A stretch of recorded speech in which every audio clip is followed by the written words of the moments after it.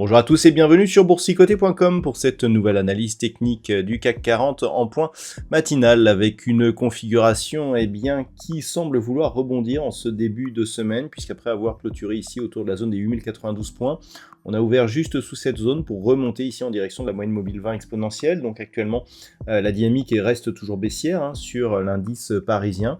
Mais dans cette séance qui risque d'être assez peu volatile, il va falloir surveiller certains niveaux clés. Au niveau des indicateurs techniques, nous sommes sur une dynamique plutôt haussière au sens des histogrammes du MACD. Le RSI s'est quant à lui totalement neutralisé. Et ce que l'on observe, c'est une baisse des volumes sur l'ensemble de la semaine dernière, des volumes qui sont restés nettement inférieurs à la moyenne. Donc nous avons une journée qui risque d'être relativement calme, je vais y revenir. Par rapport, je dirais, à la configuration technique, on voit que l'on est toujours ici dans cette dynamique avec une succession de points hauts qui restent baissières. Nous avons eu un nouveau plus bas de tendance très court terme, donc en fin de semaine dernière, vendredi, à voir si ce rebond ici va nous permettre de repasser dans une dynamique haussière. Au niveau de l'indice CAC 40, les plus fortes hausses, on les trouve du côté de Téléperformance qui gagne 1,36%, Edenred plus 1,14%, Veolia Environnement plus 1,08%, derrière Stellantis et EssilorLuxottica sont sur des hausses inférieures à 1%. Au niveau des plus fortes baisses, Société Générale perd 2,82%. Mais à savoir, il y a un détachement de coupons sur cette valeur. ST Micro perd 0,87%, Renault, Legrand ou BNP Paribas sont sur des baisses nettement inférieures. Donc on le voit, c'est un marché assez équilibré, il n'y a pas de grosses variations aujourd'hui. Au moment où je vous parle, le CAC 40 gagne 0,2%. Donc bon, clairement, on n'attend pas grand-chose du fait que c'est férié sur de nombreuses places majeures.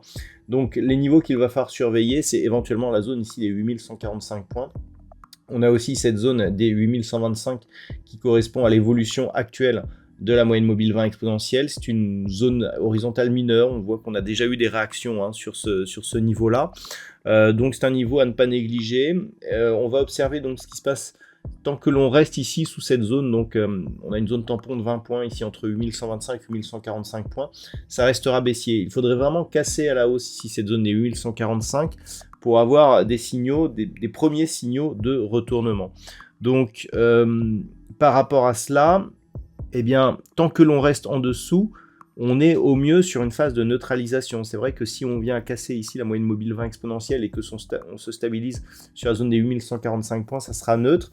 Mais grossièrement, si les cours venaient à repasser la zone des 8092 points à la baisse, clairement l'objectif serait un retour sur cette zone ici des 8030 points pour éventuellement une cassure et donc une poursuite du mouvement baissier. Donc voilà les points à surveiller pour aujourd'hui.